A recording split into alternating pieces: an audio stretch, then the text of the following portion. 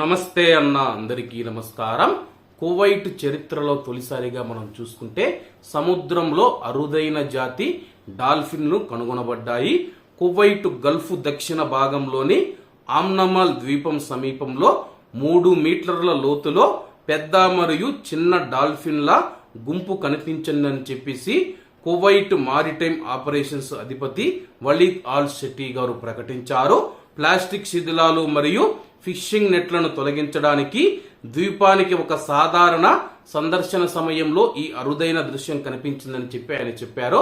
అలాగే సముద్రంలో మనం చూసుకుంటే ఏదైనా చెత్తా చెదారం కానీ ఫిషింగ్ నెట్లు కానీ ప్లాస్టిక్ కానీ ఉంటాయి కాబట్టి అవి క్లీనింగ్ చేసేదానికి వెళ్ళినప్పుడు ఈ యొక్క అరుదైన దృశ్యాలు కనిపించాయని చెప్పి ఆయన వెల్లడించారు.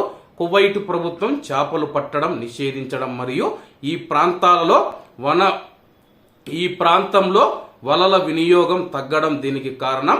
పడవలు మరియు ఫిషింగ్ కార్మికుల సంఖ్య తగ్గడంతో సముద్ర జీవులు సురక్షితంగా ఉంటాయని చెప్పేసి ఇవి హిందూ మహాసముద్రంలో కనిపించే హంపు బ్యాక్ జాతికి చెందిన అరుదైన డాల్ఫిన్లని చెప్పి ఆయన తెలిపారు. వాటి వీపు చిన్న దిబ్బ ఆకారంలో ఉంటుందని చెప్పేసి వారి ఆహారంలో ప్రధానంగా చేపలు మరియు ఇతర సముద్ర జీవులు ఉంటాయి.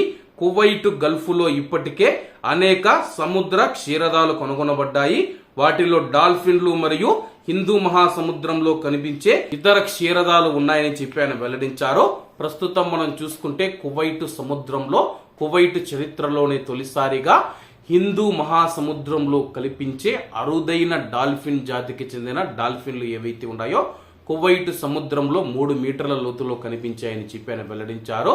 ఏది ఏమైనా సరే సముద్రపు జీవులు ఏవైతే ఉన్నాయో వాటిని రక్షించడానికి చేపల వేటను నిషేధించడం, ఏదైనా కాలుష్యాన్ని కలిగించే ఇతర పదార్థాలు కలవనీయకుండా చూసుకోవాలని చెప్పి ఆయన వెల్లడించారు. కాబట్టి అందరూ బాగుండాలి, అందులో మనం ఉండాలి. అందరికీ నమస్తే అన్న, జై హింద్.